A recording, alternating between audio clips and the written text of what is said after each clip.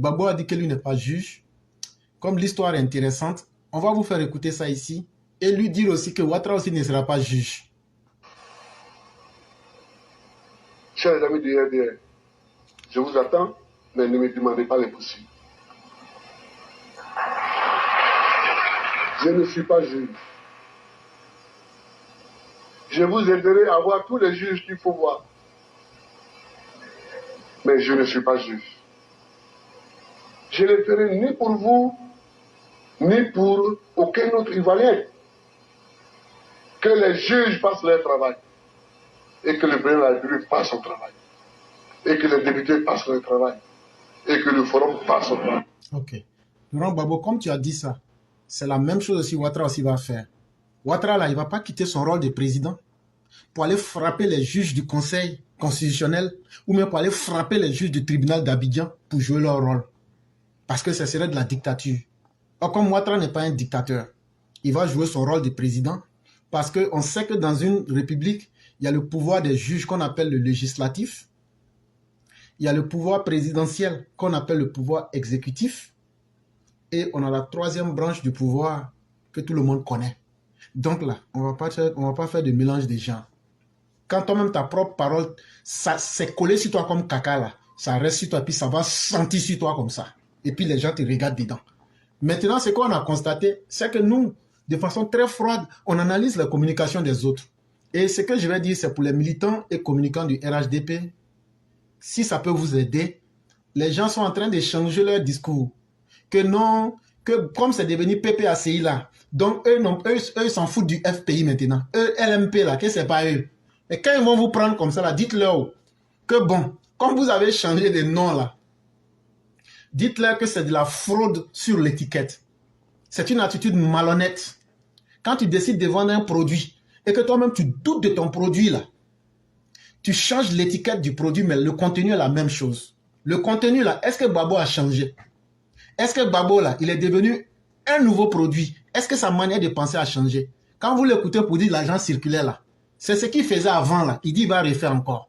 Donc il n'a pas changé. Mais pourquoi vous voulez l'envelopper avec, comment on appelle, PPACI pour dire que non, FPI là, ça, vous n'avez rien à voir avec ça.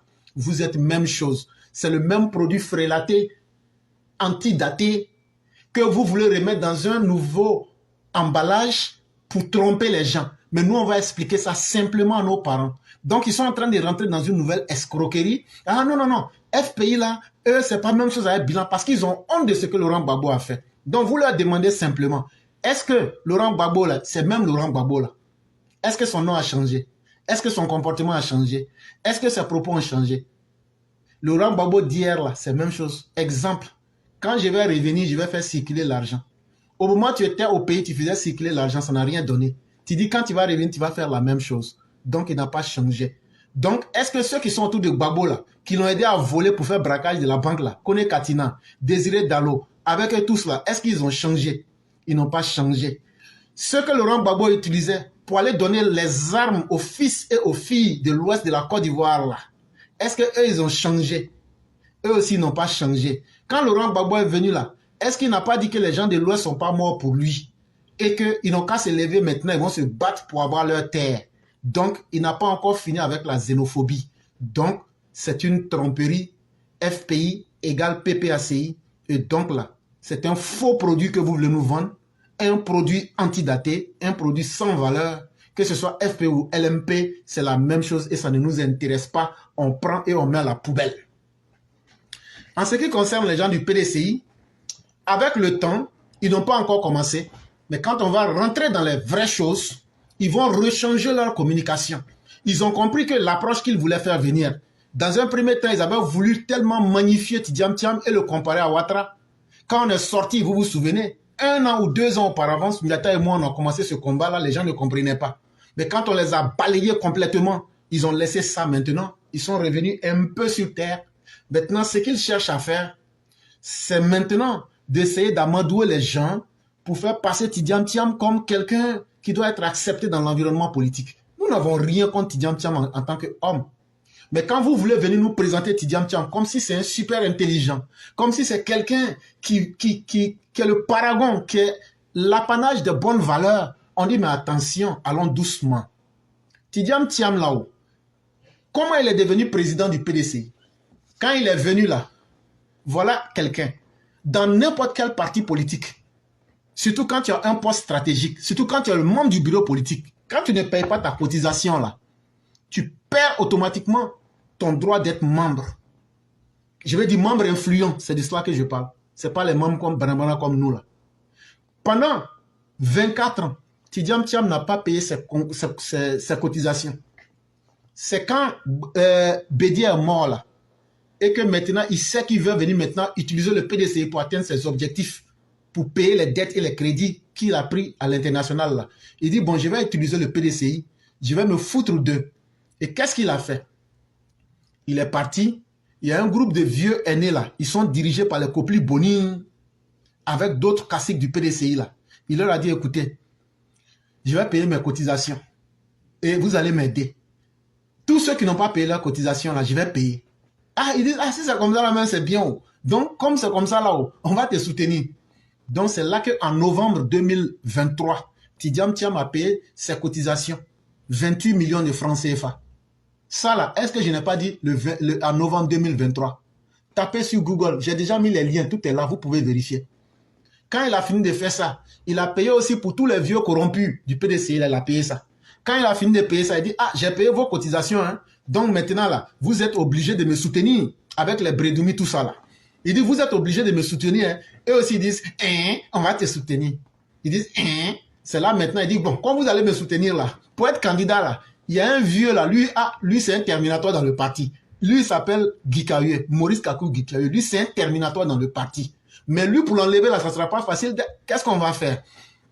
Les vieux aigris du PDCI là, les Kopli Boni, les Bredoumi là, ils disent mais ça c'est pas difficile là. Ce qu'on va faire là, on va lui dire qu'il y a poursuite judiciaire sur lui. Comme ça, il a problème avec la justice là. On va lui dire qu'il ne peut pas être candidat. Et comme ça là, on va l'enlever. Et puis toi, on va te mettre. Ça veut dire ils vont le mettre quoi. Ils vont dire on va te mettre, mais ça veut dire on va te mettre. Il dit, est-ce que ça peut marcher? Ils disent en français, voilà, ça va marcher. Maintenant, ils ont pris, ils sont partis. Bourou, bourou, bourou. Dans l'élection, là, Kikawa dit, lui va être candidat. Il dit, attends, tu veux être candidat, pas de problème. Bon, il y a poursuite judiciaire sur toi. Ah, lui aussi, il dit, mais il y a poursuite judiciaire. Mais pourquoi vous ne m'avez pas enlevé dans les instances du PDCI? Dans les grandes instances que j'ai dirigées, là. Et non, mais c'est parce que tu ne gênais pas les intérêts de Tidiam Thiam. Ils lui ont pas dit ça directement, quoi. Et il dit, non, non, mais en tout cas, il y a poursuite judiciaire sur toi. Donc, quand un militant malhonnête du PDCI vient sur toi avec cet argument-là, il faut lui dire que Tidiam Thiam, là, avant les poursuites contre Gikawe, là, qu'il y avait poursuite aussi sur Tidiam Thiam. Et ça est là jusqu'à actuellement. Il y a poursuite sur lui en Suisse, dans l'affaire contre Sabonne. Il y a poursuite contre lui ici aux États-Unis, quand il a pris l'argent des gens et puis il a fait ça vent dans mauvais placement. Il y a poursuite de ça contre lui. Il y a les Chinois aussi qui ont poursuite contre lui. Donc, en termes de quantité de poursuites, là, lui, il a plusieurs poursuites sur son dos. Alors que Gikawe n'a qu'une seule poursuite. Mais comme ils sont dans un clan de aigris, et la poursuite de Gikawe, là, c'est une poursuite qui est moindre, parce que c'est une poursuite qui est liée à la Côte d'Ivoire. C'est une poursuite nationale. Alors que les poursuites contre Tidiam Thiam, là, ce sont des poursuites internationales. Parce que les actions qu'il fait, là, ça implique plusieurs États. Mais comment vous pouvez disqualifier quelqu'un qui a une poursuite au niveau national et favoriser quelqu'un qui a des poursuites au niveau international? Ça veut dire qu'ils ont violé les règlements intérieurs du PDCI pour mettre Tidiam Thiam. Comme ça marchait. Ils disent encore, comme ça marchait. Oh, maintenant là, tu seras notre candidat. Nous, on s'en fout. Même si on nous dit que tu viens du Japon, en tout cas, c'est toi, Tidiam Thiam là, tu vas être notre candidat ici. Nous, on dit, nous, on s'en fout. Nous, notre président, il est déjà président. Qu'il soit burkinabé, qu'il soit... il est déjà président. Donc, c'est vous qui avez problème. Ce que vous avez sémé là, ça se retourne contre vous. Donc, ils sont restés là. Maintenant, ils doivent aller au Congrès pour choisir leur candidat maintenant, aux élections. Comme ça doit venir bientôt là. Il y a Jean-Louis Billon qui était là au PDCI. Il dit, ah, lui va être candidat. Les vieux aigris là se sont réunis, disent, tu vois non, il y a un là, lui, il s'appelle Jean-Louis Billon. Jean-Louis Billon. On ne dit pas Jean-Louis Pilon, on dit Jean-Louis Billon, on ne dit pas Jean-Louis Pilon. C'est Jean-Louis Billon. Ils disent, Jean-Louis Pilon là, il va être candidat, il va gâter nous notre affaire là. Qu'est-ce qu'il veut? Il veut mettre sable dans notre attiéké. Comme c'est comme ça là, qu'est-ce qu'on va faire maintenant? Ils ont réuni encore les vieux sorciers du PDCI. Ils disent, qu'est-ce qu'on va faire?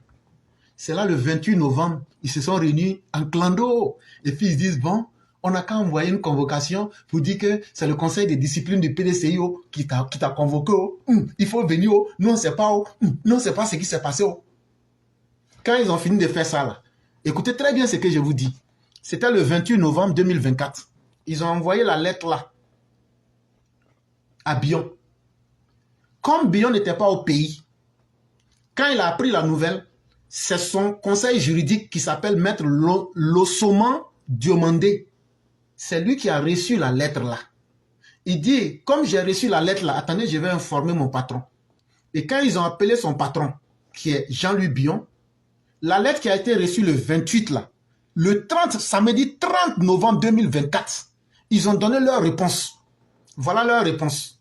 Ils disent, Jean-Louis Bion écrit ceci. Attaché au respect des textes et des institutions, je réaffirme ma pleine disposition à répondre à la convocation du conseil de discipline du PDCI. Toutefois, en raison d'un engagement à l'étranger prévu de longue date, je sollicite respectueusement un report de cette comparution aux dates du 9 et du 10 décembre 2024. Est-ce que vous comprenez bien? Quand ils ont envoyé leur lettre de sorcier là, Jean-Louis Bion dit, il n'y a pas de problème. Quand il a ouvert la lettre là, qu'est-ce qu'il voit dans la lettre? Que le conseil de discipline veut le voir. Que parce que, en fonction des articles 90 des statuts et règlements intérieurs du PDCI, numéro 111, ils disent que Jean-Louis Bion là, a posé des actes d'atteinte à l'unité du PDCI et à ses intérêts et d'insoumission aux décisions du parti. Ils disent que non, Jean-Louis Bion là, qu'il est devenu djihadiste au sein du PDCI, qu'il fait djihadisme dans le PDCI là, il fait atteinte à l'unité et que actuellement là, il pose bombe pour disperser les gens du PDCI. Et qu'en plus de ça là, il veut nuire aux intérêts du parti. Et qu'avec ça là, il ne veut pas être mouton pour être soumis aux décisions du PDCI. Qui n'a pas comportement mouton pour dire mais pour suivre. Et qu'eux n'aiment pas ça. C'est là maintenant, nous en tant que des observateurs, on dit, oh, c'est quel djihadisme il va faire pour diviser le PDCI? Comment, il y a quel intérêt au PDCI? Un militant du PDCI va aller contre les intérêts du PDCI. Alors que tu sais que c'est ce même PDCI qui va aller te voter. Et puis, il est insoumis à qui? Par rapport à quelle décision? En réalité, pourquoi Jean-Louis Bion a dit simplement que je vais être candidat là? Oh non, non, non, non, non. C'est ça qui est devenu atteinte à l'unité du PDCI. Atteinte aux intérêts du PDCI. Insoumission aux décisions du PDCI. En français simple, Jean-Louis Bion ne doit pas sortir de sa bouche que lui va être candidat. Parce que Tidjam Thiam n'aime pas la concurrence. Tidjam Thiam a peur des défis. Tidjam Thiam a peur de la confrontation. Et donc maintenant, qu'est-ce qu'ils ont fait? Monsieur Jean-Louis Bion a écrit la lettre 2 jours après pour répondre. Il dit, moi-même là, je ne suis pas djihadiste. Je ne peux pas me mettre contre les intérêts du PDCI. Je suis attaché au respect des textes et des institutions. Je ne peux pas violer ça. Et je vais vous dire, je réaffirme ma pleine disposition à répondre à la convocation du PDCI devant le conseil de discipline. Je vais aller répondre à la convocation là. Je vais aller répondre. Toutefois, en raison d'un engagement à l'étranger prévu de longue date, mais comme j'avais un voyage que je devrais faire, il y a longtemps j'avais planifié le voyage là, je devrais faire ça en dehors de la Côte d'Ivoire. Je veux que je sollicite respectueusement un report de cette comparution aux dates du 9 et 10 décembre 2024. Je veux que vous mettez la date. Quand vous allez m'interroger là, au tribunal là, du PDCI là, je veux que vous mettiez ça en date du 9 et du 10 décembre, c'est-à-dire aujourd'hui et puis demain là. Si vous pouviez laisser ça, puisque la lettre de réponse a été écrite le 30 novembre 2024, si vous pouvez me laisser jusqu'au 9 et au 10, aujourd'hui même là, et puis demain, 10 décembre 2024 là, quand je vais venir, je vais aller répondre. Bon, on s'arrête là. Est-ce que quelqu'un qui est insoumis va dire que lui, il est attaché au respect des institutions et des textes du PDCI? S'il était insoumis là, est-ce qu'il n'a pas dit, bon, je m'en fous de votre convocation? Il n'a pas dit ça. Bon, c'est quelle bombe il a placée pour diviser? C'est quoi il a fait concrètement pour diviser les militants du PDCI? Parce qu'à la fin, là, qu'il soit candidat ou pas, là, c'est vous encore les militants du PDCI qui allez venir voter pour le candidat du PDCI.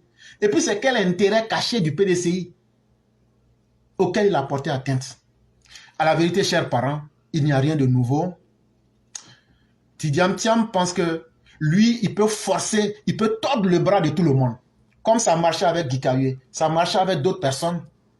Il ne peut pas accepter d'aller dans le PDCI, qui n'a rien de démocratique, mais qui est un parti xénophobe, qui est un parti ultranationaliste, qui est un parti de haineux à Caen, en tout cas le PDCI dans cette version. Et eux, ils pensent que avec ceux pour qui Tidjam Thiam a payé leurs anciennes cotisations, là, les Dagaré, les Kopli Boni, comment on appelle là, les Traoré Soumaïla Bredoumi, et autres là, et leur groupe là, non, eux ne sont pas prêts. Donc ils disent, c'est quoi on a fait à chose là, à Guy Kayoué là, s'ils pensent que c'est un amusement là, il n'a qu'à attendre, on va lui faire plus propre. Donc c'est eux qui ont poussé les gens à écrire cette lettre là. Et donc maintenant, ils sont en train de se promener maintenant pour gâter le nom de Jean-Louis Billon. Et donc aujourd'hui, quand on s'est rencontré avec eux, ils ont voulu mentir devant les gens. Je lui ai dit, mais oh, Jean-Louis Billon là, il est militant PDCI, mais il n'est pas militant PDCI. Il dit qu'il est militant PDCI. J'ai dit, mais il est militant PDCI depuis quand? Il dit depuis 1980. Il dit 2017, voilà. Il dit 2017. Tout ça là, pour nous dire qu'il n'est pas un bon candidat. C'est là, moi, je demande à la personne, je dis, bon, mais votre Tidjam Thiam là, lui, il est militant PDCI depuis quand? Quand on parle de militant, un militant qui respecte toutes les normes de son parti. Parce que ce n'est pas un militant simple comme nous autres là.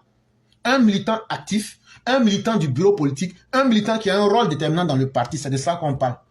Votre Tidjam Thiam là, lui il est devenu militant du PDCI quand? Ils disent qu'ils ne répondent pas.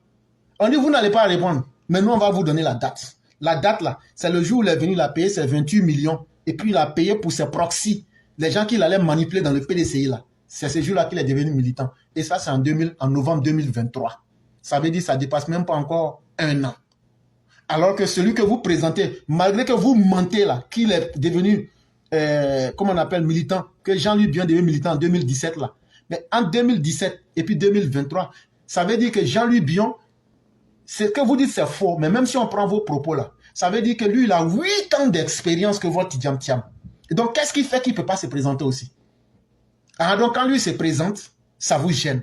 Parce qu'il n'est pas à Caen. C'est tout ce qui vous gêne. Parce que vous voulez créer un parti qui est basé sur la haine. Et ça, on ne va pas vous supporter dans ça. Et donc, voilà aussi des arguments que vous pouvez utiliser contre ces PDCI-là pour leur montrer que leur parti n'a rien de démocratique, mais que c'est un parti ultra xénophobe, ethniciste et tribaliste. Mesdames et messieurs, c'est là que nous allons nous arrêter. Nous disons merci à tous ceux qui nous ont suivis. Merci pour tous ceux qui font confiance en nous. Merci pour tous ceux qui animent la plateforme. Demain, ça sera un autre jour. Merci infiniment. On va vous souhaiter une excellente nuit et que la bonté divine couvre chacun de nous. Merci beaucoup.